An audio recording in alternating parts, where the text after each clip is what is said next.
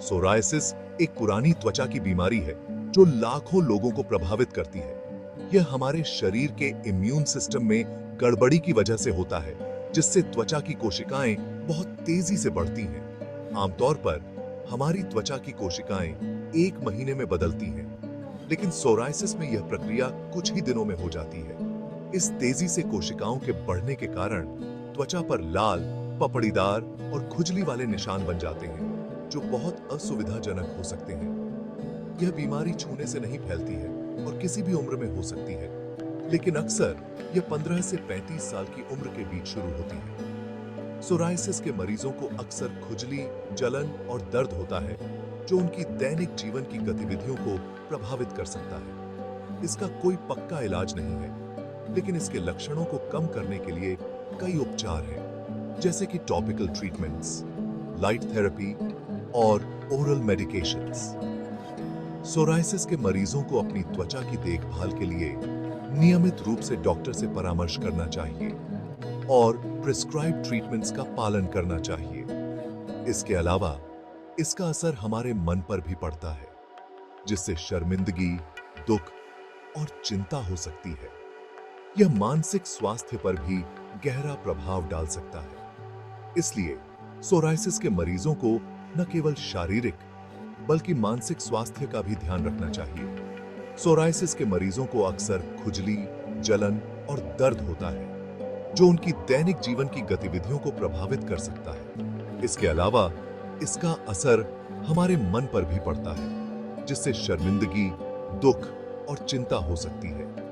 Psoriasis के मरीजों को अपने मानसिक स्वास्थ्य का भी ध्यान रखना चाहिए और जरूरत पड़ने पर मानसिक स्वास्थ्य विशेषज्ञ से परामर्श लेना चाहिए। सोरायसिस के लक्षण हर किसी में अलग-अलग हो सकते हैं। यह एक पुरानी त्वचा रोग है जो शरीर के किसी भी हिस्से को प्रभावित कर सकता है। सबसे आम लक्षण है त्वचा पर लाल, उभरे हुए धब्बे होना। ये धब्बे अक्सर खुजली और जलन का कारण बनते हैं। इन धब्बों पर चांदी जैसे सफेद शल्क होते हैं और ये बहुत खुजली वाले और दर्दनाक हो सकते हैं। कभी-कभी ये धब्बे फट सकते हैं और खून भी निकल सकता है। ये धब्बे कोहनियों, घुटनों, सिर, हाथों और पैरों पर दिखाई देते हैं। ये शरीर के अन्य हिस्सों पर भी फैल सकते हैं। नाखून मोटे हो सकते हैं, उनमें गड्ढे हो सकते हैं या उनका रंग बदल सकता है। नाखूनों का यह बदलाव अक्सर दर्दनाक हो सकता है। कुछ लोगों को जोड़ों में दर्द और सूजन का भी अनुभव होता है, जिसे सोरियाटिक अर्थराइटिस कहा जाता है। यह स्थिति जोड़ों को कठोर और कमजोर बना सकती है, जिससे चलने फिरने में कठिनाई हो सकती है। संतरा, नींबू और अंगूर जैसे खट्टे फल विटामिन सी से भरपूर होते हैं। हालांकि कुछ लोगों का मानना है कि खट्टे फल सोरायसिस के लक्षणों को और बढ़ा सकते हैं। अगर आपको लगता है कि खट्टे फल आपके सोरायसिस को बढ़ा रहे हैं, तो इन्हें कम खाएं। खट्टे फल और सोरायसिस के बीच के संबंध को पूरी तरह से समझने के लिए और रिसर्च की जरूरत है। दूध, पनीर और दही जैसे डेयरी उत्पाद कैल्शियम और प्रोटीन के अच्छे स्रोत हैं।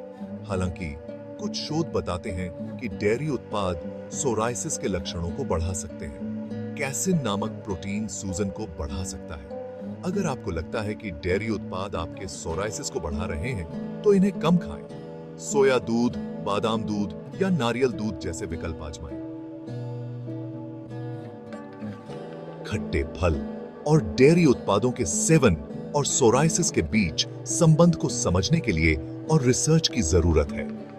कुछ अध्ययनों से पता चला है कि इन चीजों को खाने से परहेज करने से सोरायसिस के लक्षणों में सुधार हो सकता है।